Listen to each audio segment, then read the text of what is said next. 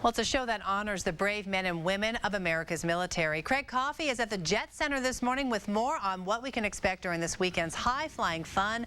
What's happening, Craig?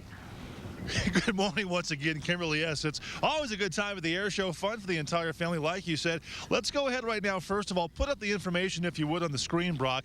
This weekend, we're at the Jet Center right now, but the actual show is on Fort Carson this year at the Butts Army Airfield. Now, it goes Saturday and Sunday. Gates open at 9. Flying starts around noon.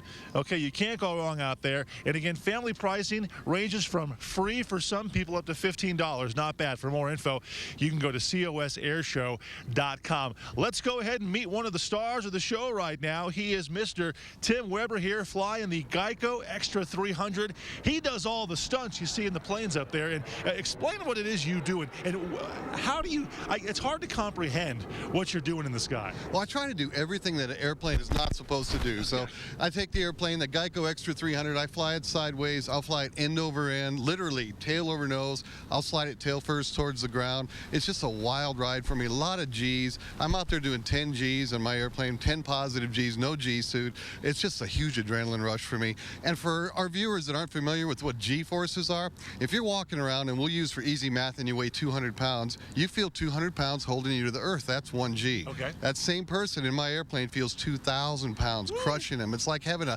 Mini Cooper parked on your chest or something while you're flying the airplane. It's just a wild ride. It's a lot of fun. How does one train to do something like what you do? Well, it's kind of incremental. You start off, I've been flying since I was 14, aerobatics since I was 15. You start off very gentle, very high in the sky, doing the basic aerobatics. Then you get into IAC, which is the International Aerobatics Club, and you start competing. And it's an incremental. You step up gradually. You just don't get in a plane one day and go out and do what I do. It takes a lot of years. Right. Now, this is, of course, this is a smaller plane. This is designed specifically for what you do, right? Yeah, this airplane has one purpose in life. It's built in Germany. It's no good for anything except aerobatics. I mean, going cross country, it doesn't hold any gas. You can't carry any bags. I mean, it's uncomfortable to sit in, but it's a great aerobatic plane. It's wonderful. Okay, real quick now, we have about 30 seconds. Tell us here, in the wake of the Reno accident, a fortunate circumstance, how has that changed your approach to safety with what you do? I got to say, that was quite a tragedy, and our hearts go out to all of our air racing brothers and sisters.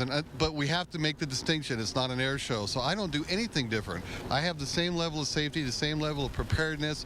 Everything I do is exactly the same because we have a very, very, very strict regimen as far as how we prepare for air shows. Air shows, we haven't had anybody injured in the crowd in an air show in 60 years in this country because it's a completely different animal. We don't vector energy at the crowd. We can't. We're very regulated. So nothing's changed for me other than the fact that we're heartbroken over the whole thing. It's a terrible, terrible tragedy.